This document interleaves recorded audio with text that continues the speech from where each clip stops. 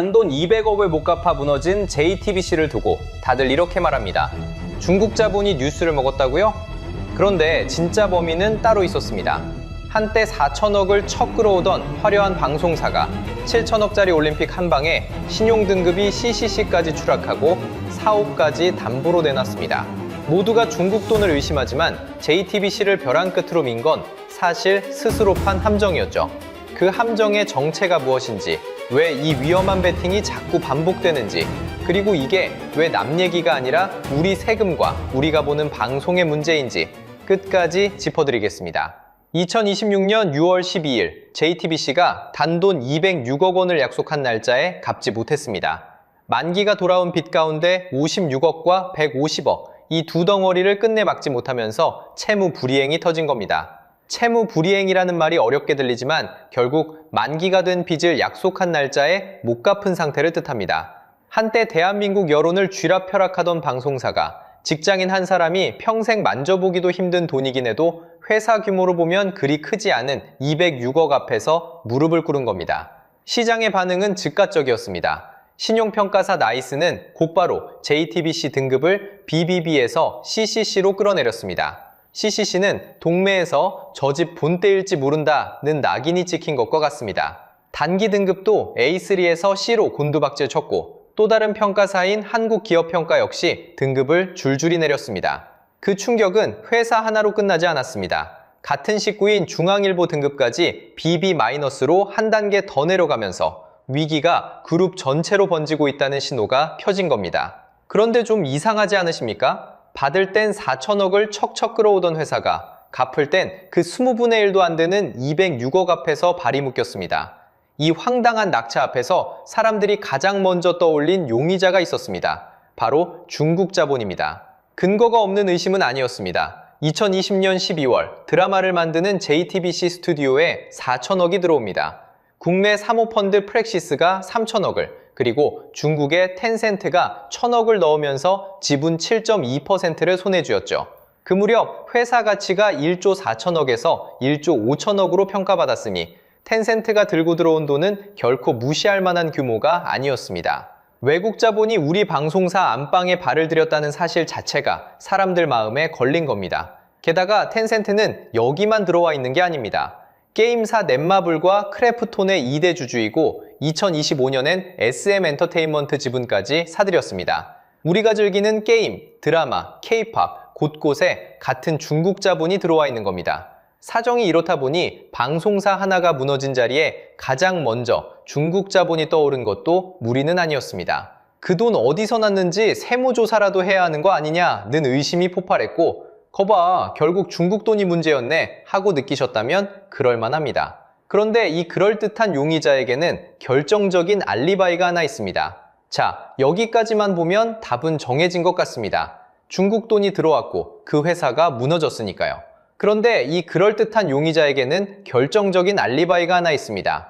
범인을 잘못 지목하면 진짜 범인은 그 틈에 유유히 빠져나갑니다. 그래서 오늘은 텐센트라는 이 용의자를 한번 제대로 신문해 보겠습니다. 첫 번째 알리바이입니다. 그 1,000억은 도대체 어디로 들어갔을까요? 많은 분들이 텐센트 돈이 JTBC 뉴스룸으로 흘러들어갔다고 상상하십니다. 그런데 그 돈이 들어간 곳은 보도국이 아니라 드라마를 만드는 자회사였습니다. 지금의 SLL 중앙이죠. 뉴스를 만드는 본체와는 아예 법적으로 다름을 삽니다. 쉽게 말하면 이건 세입자가 전세 끼고 옆방에 들어온 것이지 집주인이 통째로 바뀐 게 아닙니다. 드라마 만드는 옆 건물에 투자한 돈이 어떻게 안방에 뉴스를 주물렀다는 걸까요? 동선부터 맞지 않습니다. 두 번째 알리바이는 더 결정적입니다. 우리나라 방송법은 종합편성 채널과 보도 채널에 대해 외국 자본이 가질 수 있는 지분 한도를 법으로 묶어놓았습니다. 외국 돈이 뉴스를 직접 장악하는 통로 자체를 처음부터 막아둔 겁니다. 다시 말해 텐센트가 아무리 뉴스에 입김을 넣고 싶어도 그렇게 할 수 있는 문이 법적으로 잠겨 있습니다. 의심은 할 수 있지만 구조가 허락하지 않는 일을 했다고 몰아붙일 수는 없습니다. 세 번째, 그럼 텐센트는 왜 1,000억이나 넣었을까요?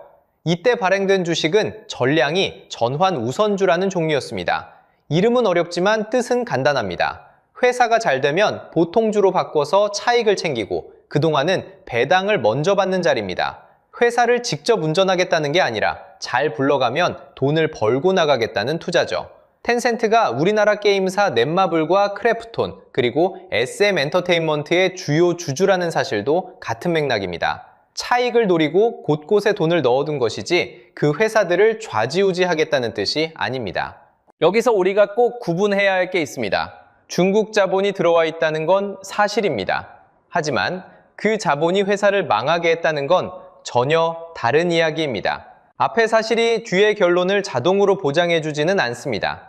그리고 텐센트가 JTBC를 벼랑으로 밀었다는 걸 입증할 1차 자료는 솔직히 말씀드리면 어디에도 없습니다. 참고로 JTBC가 유독 신뢰받지 못하는 방송사라는 인상도 사실과는 거리가 있습니다. 브랜드 신뢰도로 보면 MBC와 YTN 다음 세 번째 자리에 있으니까요. 우리가 가진 건 정황에 대한 찜찜함이지 범행에 대한 증거가 아니었던 겁니다. 오해는 마시기 바랍니다. 저는 지금 중국 자본을 두둔하는 게 아닙니다. 다만 엉뚱한 사람을 범인석에 앉혀두는 동안 진짜 범인이 표정 하나 안 바뀌고 우리 곁을 빠져나가고 있다는 말씀을 드리는 겁니다. 우리는 보이지 않는 적이 중국이라고 믿었습니다. 그런데 정작 이 회사를 벼랑 끝으로 민 건 다름 아닌 JTBC 자신의 배차 대조표였습니다. 그리고 진짜 범인의 정체는 JTBC가 6년 전 스스로 사인한 한 장의 계약서에 있습니다. 2019년 JTBC는 국제올림픽위원회와 직접 마주 앉았습니다. 그때 지상파 방송사들은 늘 그래왔듯 다 같이 돈을 모아 함께 사자고 손을 내밀었습니다. 비싼 중계권을 혼자 떠안지 말고 위험을 나누자는 제안이었죠. 그런데 JTBC는 그 손을 뿌리치고 혼자 이찰장에 들어갔습니다. 그리고 2026년 밀라노부터 2032년까지 올림픽 4번, 거기에 월드컵 2번까지 독점 중계권을 거머쥐었습니다. 여기에 들어간 돈이 올림픽과 월드컵을 합쳐 약 7천억 원, 미국 돈으로 5억 달러였습니다. 문제는 이게 어떤 회사의 결정이었느냐는 겁니다. 그때 JTBC는 문을 연 지 겨우 9년 된 회사였고 1년에 버는 돈은 3억 달러 남짓이었습니다. 그 절반이 넘는 돈을 앞으로 중계권 하나에 쏟아붓겠다고 약속한 겁니다. 1년 벌이의 절반을 한 곳에 거는 살림이 멀쩡할 리 없죠. 그래서 함께 하자던 지상파들의 반응은 차가웠습니다. 그래, 그럼 너 혼자 다 해봐. 그렇게 JTBC는 혼자 7천억을 짊어졌습니다. 그렇게 산 황금알을 낳는 거위인 줄 알았던 올림픽의 뚜껑이 열렸습니다. 그런데 개회식 시청률이 단 1.8%였습니다. 카이센트단 SBS는 4.1%, MBC는 4.0%를 찍었으니 정작 중계권을 가진 JTBC가 가지지도 않은 방송사들의 절반에도 못 미친 겁니다. 4년 전 베이징 올림픽 개막식이 9.9%였던 걸 떠올리면 무려 대여섯 배가 빠진 처참한 숫자였죠. 이유는 뻔했습니다. 밀라노와 한국은 시차가 8시간이라 주요 경기가 죄더다 새벽에 잡혔고 온라인 중계마저 유튜브가 아닌 한 플랫폼에 몰아넣는 바람에 짧은 영상이 퍼지지도 못했습니다. 사람들 입에 오르내릴 통로 자체를 스스로 막아버린 셈입니다. 응징은 여기서 끝이 아니었습니다. 이번 대회에서 스노보드 최가온 선수가 90.25점으로 역전 금메달을 땄습니다. 우리나라 설상 종목 사상 첫 올림픽 금메달이라는 역사적인 순간이었죠. 그런데 독점 중계권을 가진 JTBC의 본 채널은 그 순간 쇼트트랙을 틀고 있었고 정작 금메달 장면은 사람들이 잘 보지 않는 서브 채널로 흘려보냈습니다. 7천억을 주고 산 권리로 가장 빛나는 장면을 스스로 놓친 겁니다. 이제 네모칸 숫자의 세계를 보시죠. 드라마 자회사의 부채 비율은 177%까지 올랐습니다.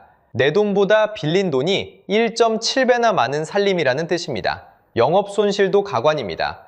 2023년 707억, 2024년 386억, 그리고 2025년은 3분기까지만 벌써 259억이 빠졌습니다. 적자가 줄어드나 싶더니 다시 깊어진 거죠. 게다가 4천억을 받을 때 2024년 3월까지 상장하겠다고 한 약속은 2번이나 미뤄지다 결국 2026년 3월에 만료됐습니다. 약속을 못 지키자 투자자들은 돈을 돌려달라고 나섰습니다. 매일 광장에 수표 뭉치를 쌓아두고 불을 지르는 격으로 현금이 타들어갔습니다. 결국 JTBC는 자기 사옥까지 담보로 내밀더니 급기야 사옥을 통째로 팔아 5,500억에서 6,000억을 마련하는 길로 떠밀렸습니다. 내 집을 팔아 현금을 주고 그 집에 도로 월세로 들어가 사는 꼴이 된 겁니다. 황금알을 낳는 거위인 줄 알고 배를 갈랐더니 안에는 빚더미만 가득했습니다. 채무 불이행도, 신용등급 추락도, 사옥을 내놓는 것도 전부 누가 시킨 게 아니라 스스로 사인한 결과였습니다. 그런데 진짜 무서운 건 이 7천억 베팅이 끝이 아니라는 겁니다. 더 섬뜩한 건 이 똑같은 함정을 다음에 밟을 회사가 줄 서 있다는 사실입니다. 자, 여기서 진짜 무서운 이야기를 하나 해드리겠습니다. JTBC가 밟은 이 함정은 JTBC만의 실수가 아니라는 겁니다. 똑같은 함정을 다음에 밟을 회사가 이미 줄을 서 있습니다. 왜 그럴까요? 방송사가 처한 상황 자체가 가위에 눌린 구조이기 때문입니다. 한쪽에서는 드라마 한 편 만드는데 200억이 우습게 들어가고 대작은 1,000억까지 치솟습니다. 그런데 다른 한쪽에서는 광고 시장이 점점 쪼그라들고 있습니다. 들어가는 돈은 폭등하는데 벌어들이는 돈은 줄어드는 겁니다. 그러니 국내 시장만 바라보는 방송사는 어쩔 수 없이 외부 자본에 손을 벌립니다. 우리가 앞에서 봤던 그 중국 자본도 사실은 이렇게 불려 들어온 손님이었던 거죠. 그리고 그 돈은 몇 년 뒤 회수 압박이라는 청구서가 되어 돌아옵니다. 중개권 가격도 마찬가지입니다. 2006년에 한 방송사가 공동구매 협의체를 깨고 올림픽 중계권을 단독으로 사들인 그날 이후 중계권 가격은 새 대회가 열릴 때마다 100% 넘게 뛰어올랐습니다. 문제는 이 비싼 값을 감당할 수 있는 곳과 없는 곳이 갈린다는 점입니다. 쿠팡플레이나 티빙, 넷플릭스 같은 OTT는 따로 돈 버는 사업이 있으니 입찰에 뛰어들 수 있습니다. 하지만 국내 광고에 매달리는 지상파와 종편은 이 가격을 도저히 따라갈 수 없습니다. 출발선이 다른 달리기인 셈입니다. 여기서 더 결정적인 증거가 있습니다. 바로 중국입니다. 인구가 14억이나 되는 나라죠. 그런데 피파가 처음에 월드컵 중계권을 3억 달러, 우리 돈 4,500억쯤에 사라고 했더니 중국이 냉담하게 돌아섰습니다. 결국 피파는 가격을 80%나 깎아서서 6천만 달러, 900억 수준의 계약을 맺었습니다. 볼 수 있는 사람이 14억 명이나 있어도 자국팀이 본선에서 탈락하고 경기가 한밤중에 열리면 광고가 붙지 않는다는 걸 중국은 냉정하게 계산한 겁니다. 시청 가능 인구가 아무리 많아도 그게 곧 돈은 아니라는 살아있는 증거인 거죠. 그런데 여기서부터가 진짜 여러분 이야기입니다. 최근 국회에서 보편적 시청권을 강화하는 방송법 개정안이 통과됐습니다. 온 국민이 돈 안 내고 큰 경기를 볼 수 있어야 한다는 원칙을 더 세게 만든 겁니다. 올림픽이나 월드컵 같은 국민적 행사는 전국에 나가는 지상파 한 곳 이상이 반드시 실시간으로 중계하도록 하고 중계권을 가진 곳에 재판매를 권고할 수도 있게 됐습니다. 좋은 취지죠? 그런데 문제가 하나 걸립니다. 이미 독점권을 사둔 JTBC에 이걸 적용하면 결국 하늘사가 무리하게 벌인 투자 실패를 법으로 부재하고 재판매까지 도와주는 셈이 되는 거 아니냐는 비판이 나옵니다. 옆집이 무리하게 빚을 내서 망했는데 그 빚을 동네 사람들이 나눠 갚자는 격이라는 거죠. 그 동네 사람이 바로 우리고 우리가 내는 세금이고 우리가 보는 방송입니다. 이제 남 얘기가 아니라는 게 실감 나시나요?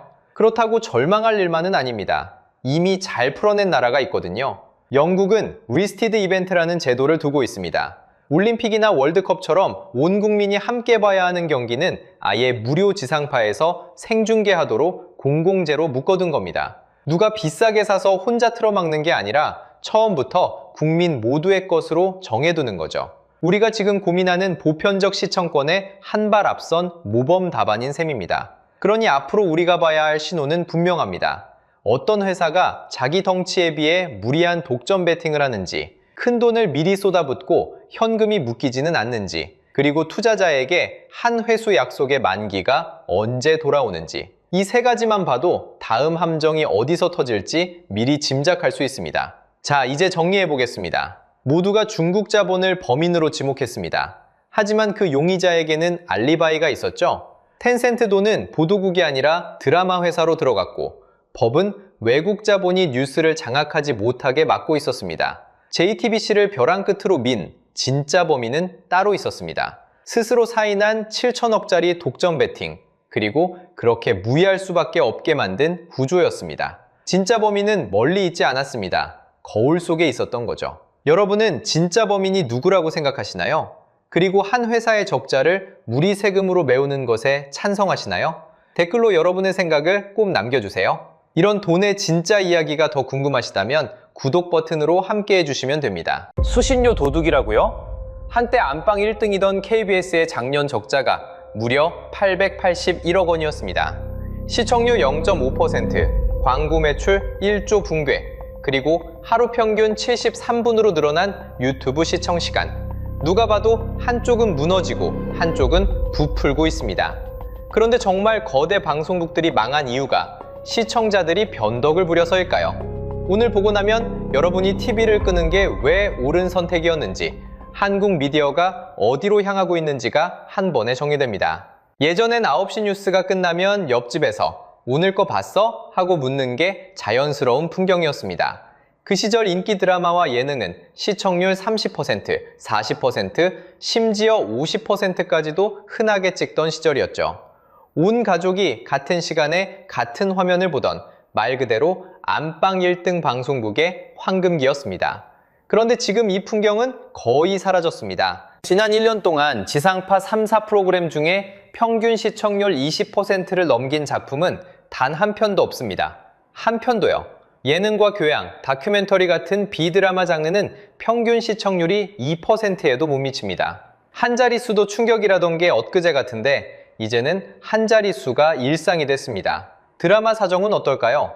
지상파 드라마 평균 시청률을 채널별로 보면 KBS 1위 12.3%, SBS가 8.4%, KBS 2가 7.5%, MBC는 6.0%까지 내려와 있습니다. 한때 안방을 호령하던 채널들이 한 자릿수 안에서 줄을 서고 있는 셈이죠.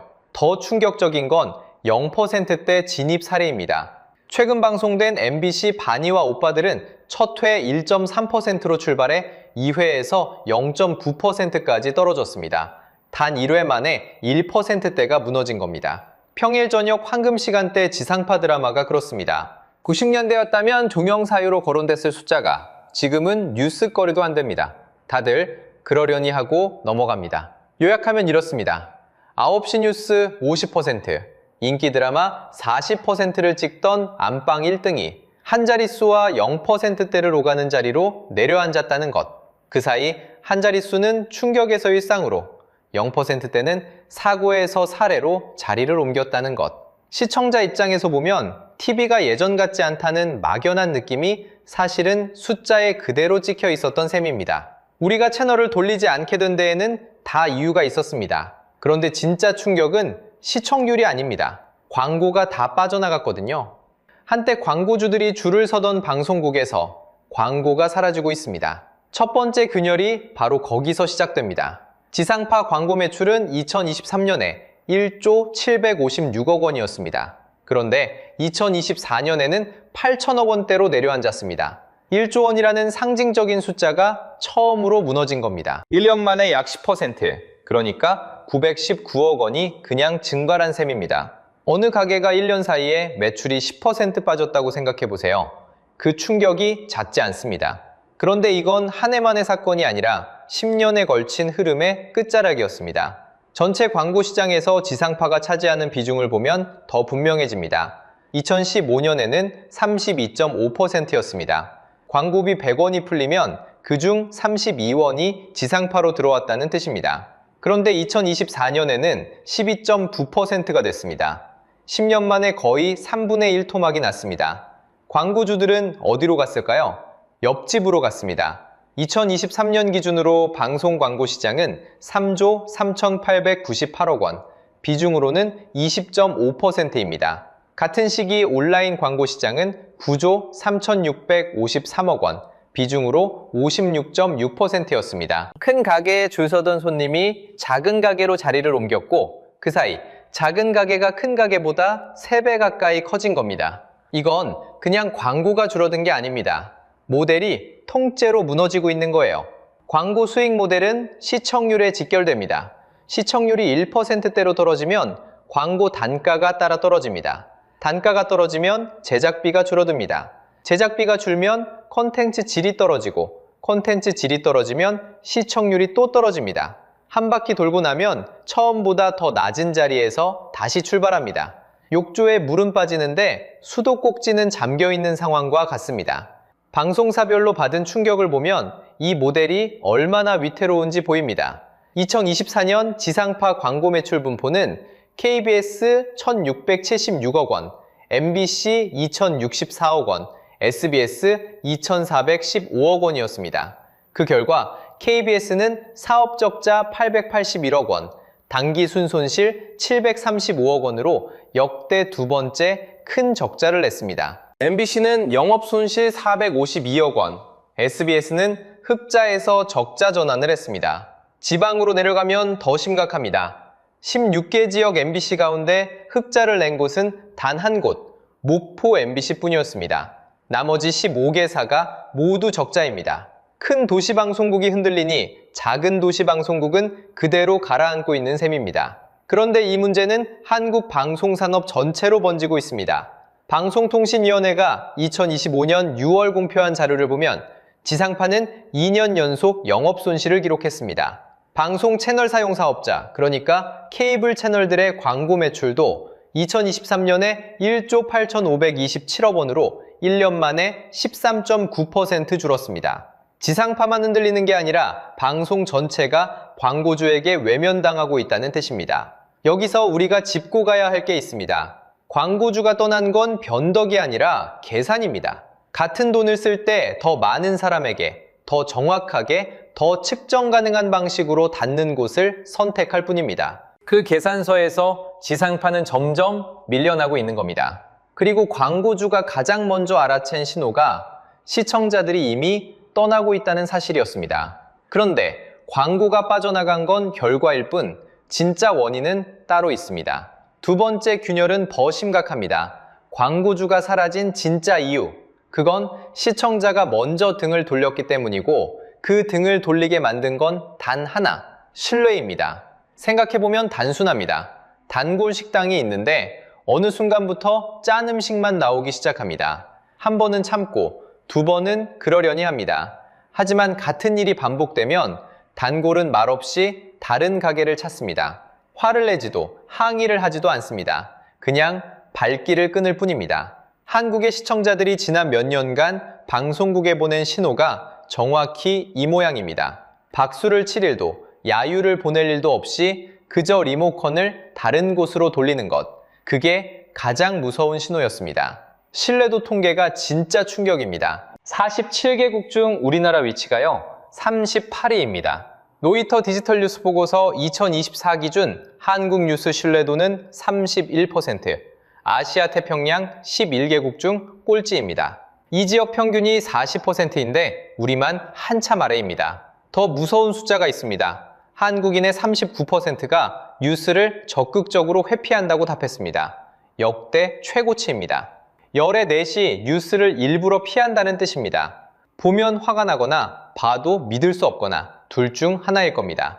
언론사별로 봐도 비슷합니다. MBC가 57%, YTN 56%, JTBC 55%, SBS 54%, 연합뉴스TV 51%, KBS 51%.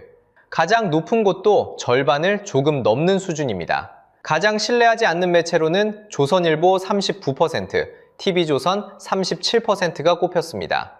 어느 쪽을 봐도 시청자는 이미 마음을 절반쯤 닫고 있습니다. 이건 특정 방송사 한 곳의 문제가 아닙니다. 광고 모델 의존이 큰 보도 구조 자체의 한계입니다.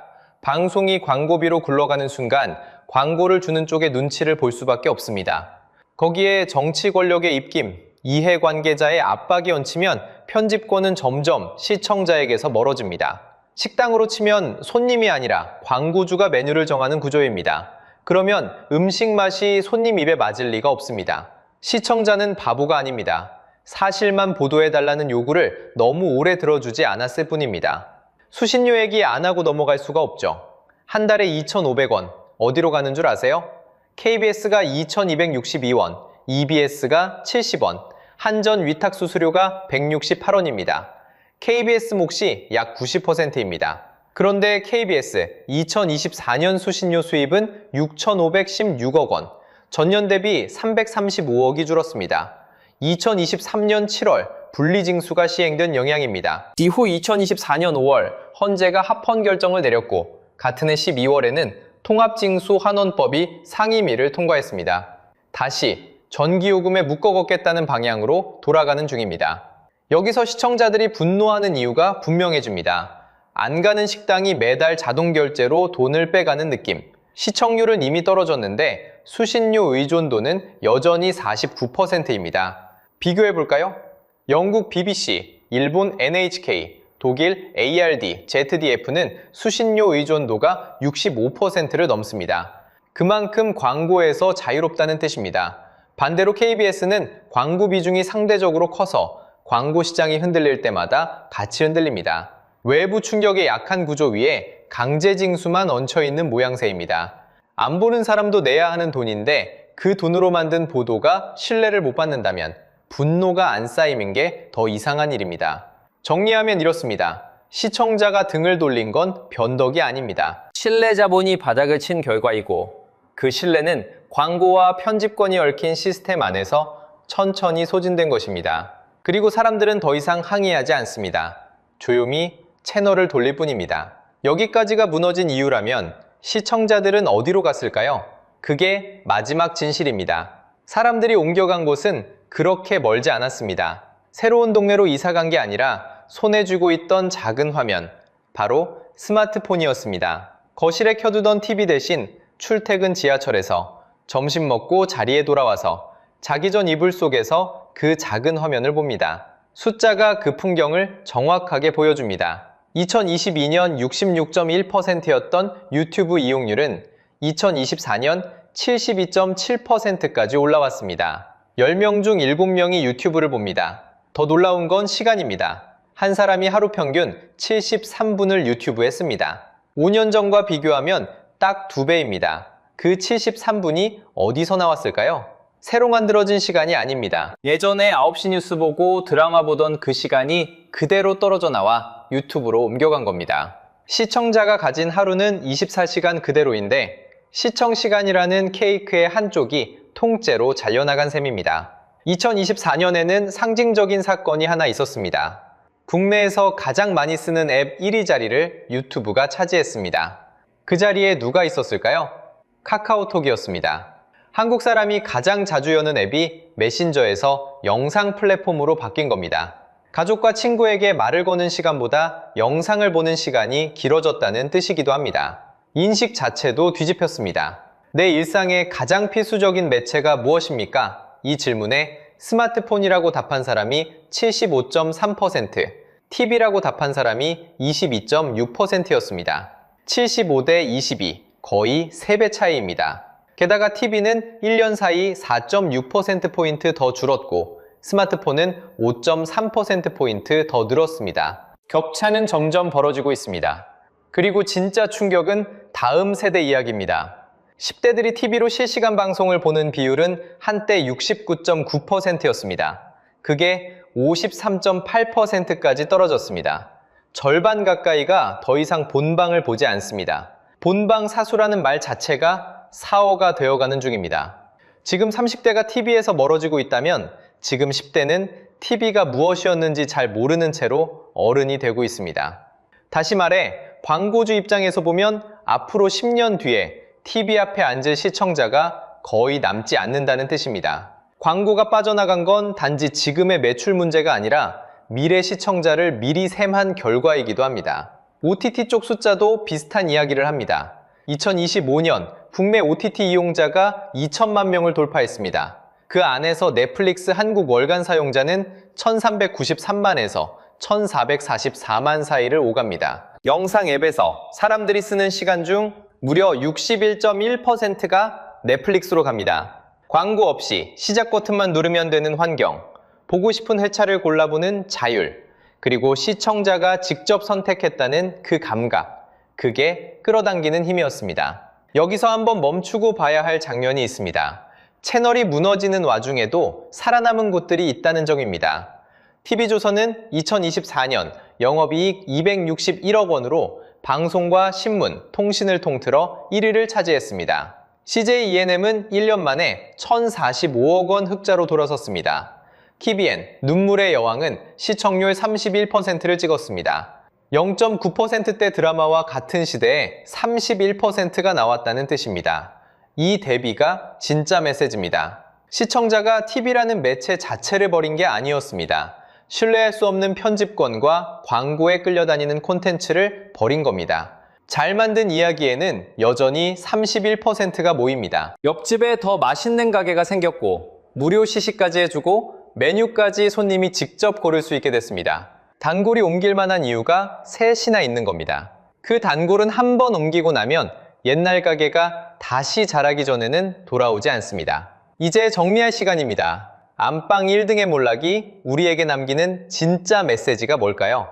오늘 살펴본 세 그녀를 한 줄로 묶으면 이렇게 됩니다. 안방 1등의 몰락은 시청자의 변덕이 아니라 광고 모델이 무너지고 신뢰 자본이 빠져나가고 매체 환경이 바뀐 새 시스템 준열이 동시에 터진 결과입니다.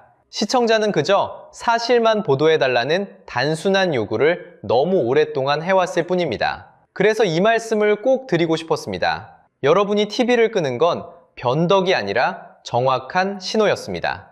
광고 의존이 임계점을 넘은 채널의 콘텐츠가 점점 이상해지고 있다는 신호를 가장 먼저 알아채고 채널을 돌리신 겁니다. 그건 단순한 취향 변화가 아니라 시장이 보내는 가장 정직한 표 한 장이었습니다. 그리고 잊지 말아야 할 건 이게 절망 이야기가 아니라는 점입니다. TV조선과 CJ E&M, 잘 만든 OTT 콘텐츠가 보여주듯 매체가 죽은 게 아니라 신뢰의 자리가 옮겨가는 중입니다. 좋은 콘텐츠는 채널을 가리지 않고 살아남습니다. 그 자리를 누가 채울지 우리 시청자의 선택에 달려 있습니다. 오늘 영상을 보고 나서 세 가지만 함께 해보시면 좋겠습니다. 첫째, 이제는 어느 채널이냐가 아니라 어떤 편집권으로 만들어졌는지를 보는 미디어 리터러시입니다. 이 정보는 누구의 광고비로 만들어졌을까 한번 의심해보는 습관, 그것만으로도 보호막이 됩니다. 둘째, 좋다고 느낀 보도와 콘텐츠에는 직접 후원과 구독으로 표를 던져주세요.